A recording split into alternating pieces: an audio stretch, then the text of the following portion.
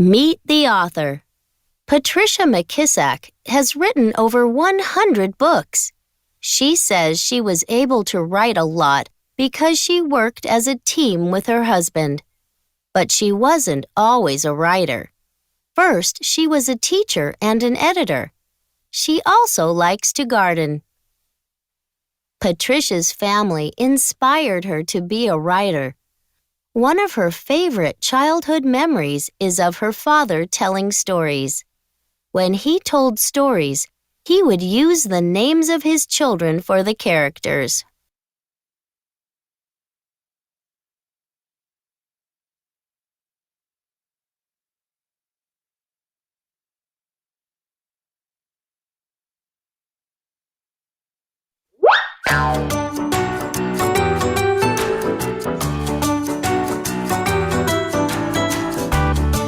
In Zingha.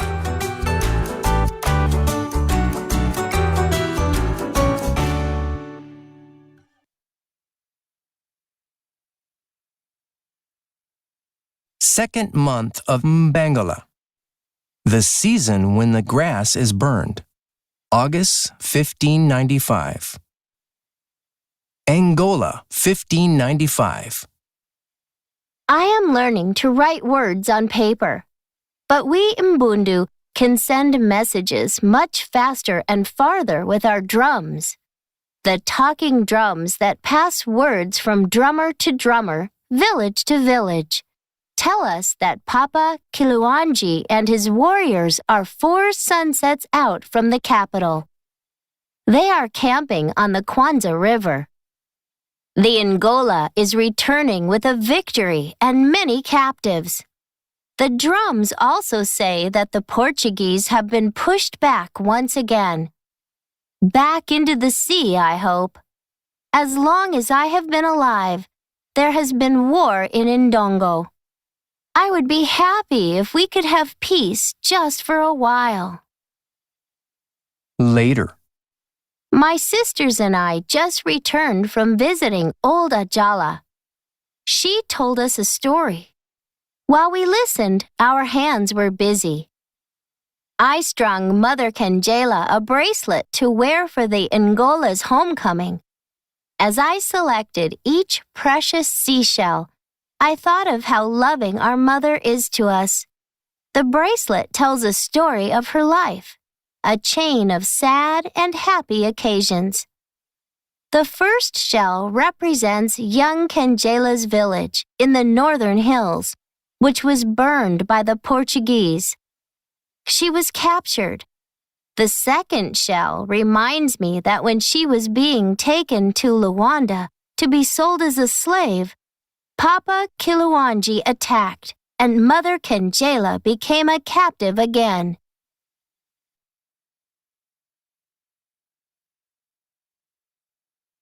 The third shell is for the time back in Kabasa, when young Kangela became the slave of the Angola's mother. She missed her own mother and father, but the Angola's mother was kind to her. The fourth shell represents Mother Kangela as a smart and beautiful woman.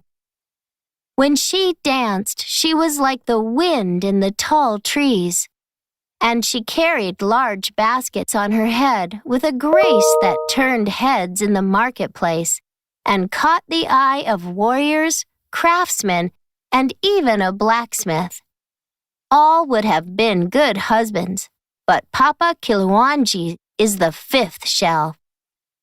Kiluanji, the young prince of the Mbundu, wanted Kangela as his wife, but there were many objections. You are the descendant of great leaders, men and women of Ndongo. As the Angola, you cannot take an outsider as your first wife, his parents argued. For each unkind comment, I added a shell. Kangela is not one of us, said several of the elders. She is not linked to any of our ancestors, said the royal counselors. They called Kangela a Jaga, which means outsider. Kiluanji was determined to have her as his bride, so he asked old Ajala for help. The shell I used for Ajala is large and rare. She spoke to the spirits and afterward blessed the marriage. "It is the will of the ancestors," she said. Who would dare argue with that?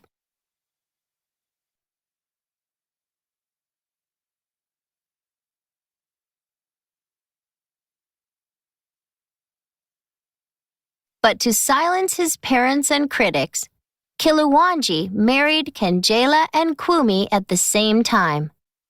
Kwumi is a Mabundu woman with all the right ancestry.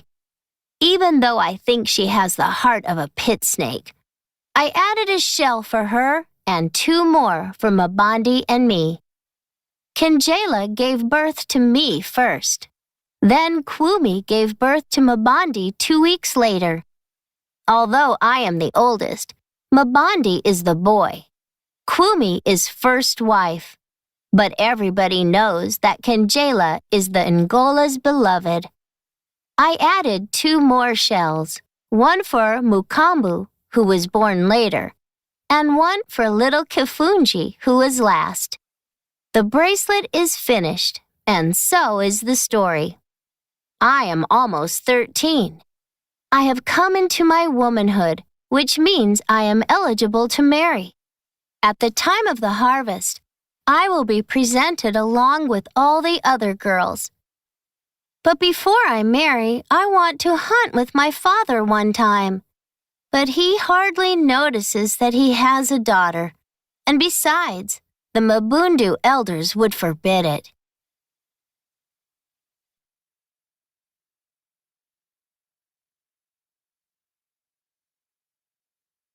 Later the same night.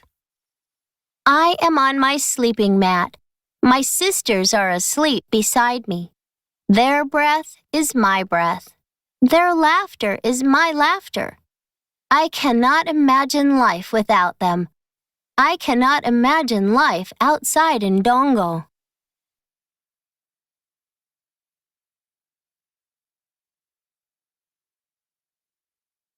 I love the land because the land loves the Mabundu. The forested hills and valleys, the rain and sun, and our beloved Kwanzaa River are my father's best warriors. The forest fights intruders, confusing them, frightening them, blocking their progress. The rain makes the valley swampy, and the sun brings the mists. And in the mists are fevers that pounce on our enemies with the fierceness of a leopard. The slow-moving Kwanzaa River lures the Portuguese into thinking they can ride the water into Ndongo land. But our river becomes angry, and the conquistadors are swept away on raging waters that fall down, down, down into the mists. The Ndeli cannot master the land, the river, or the people, for we are the same.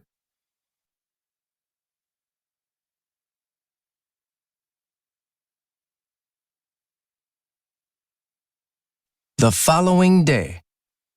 Soon now, Papa Kilwanji will be here in Kabasa. I will be glad to see him, but more to my joy, I will be seeing my friend Njali. I have not hunted with him or practiced with my bow for 10 full moons. The city is buzzing like a hive of bees. Inside the royal compound, the household servants have been busy getting ready for the Ngola's return. Mother Kenjela sent us with the servants to gather wild yams, Papa Kilwanji's favorite dish. Kilfunji complained. "Gathering is servants' work," she said. "I am a royal princess."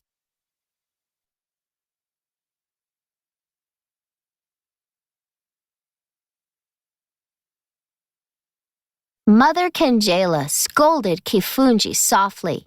"You and 20 other little girls can make that same claim. Gathering and tending the fields is women's work, strong Mabundu women's work." My sister should not complain, but be proud that women raise the millet, beans, yams, radishes, and bananas she eats. There is no shame in knowing how to feed oneself. Mother Kangela has endured so much, yet my sister Kifunji is impatient and will not stand the slightest discomfort. She pricked her finger on the thorn of a wild yam. Her eyes filled with water, and she wailed as though a crocodile had snapped off her hand. When Mukambu and I showed no sympathy, she stopped crying. We laughed, and that made Kifunji angry. "Your hearts are made of iron, hammered out by the royal blacksmith," she said. "We would be very lucky if a Mabundu blacksmith crafted any part of us," we said, laughing even harder. "Then we would be perfect." Even our parrot knows that Mabundu blacksmiths are descendants of first man. When she thought about what she had said, Kifunji could not help but laugh at her own foolish self.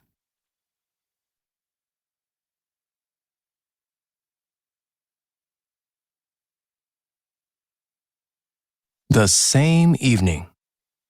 My sisters and I are beside each other on our sleeping mats. Papa Kilwanji is near.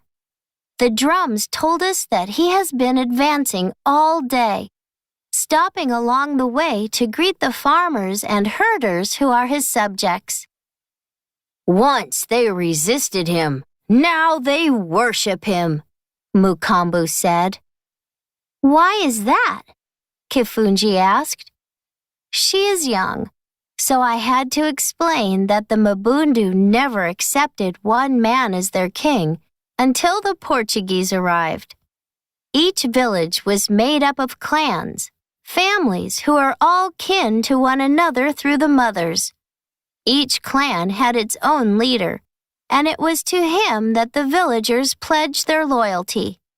Our people joined forces with our father's grandfather's grandfather, who was the first Ngola of Ndongo. The alliance of the clans has proved to be a good thing. Discuss. 1. Describe the setting or place where Zingha lives by quoting from the text. Then use these quotes to explain why she is proud of her country. 2. The narrator says, "The city is buzzing like a hive of bees." Find clues that help explain the meaning of this simile and explain why the narrator uses it.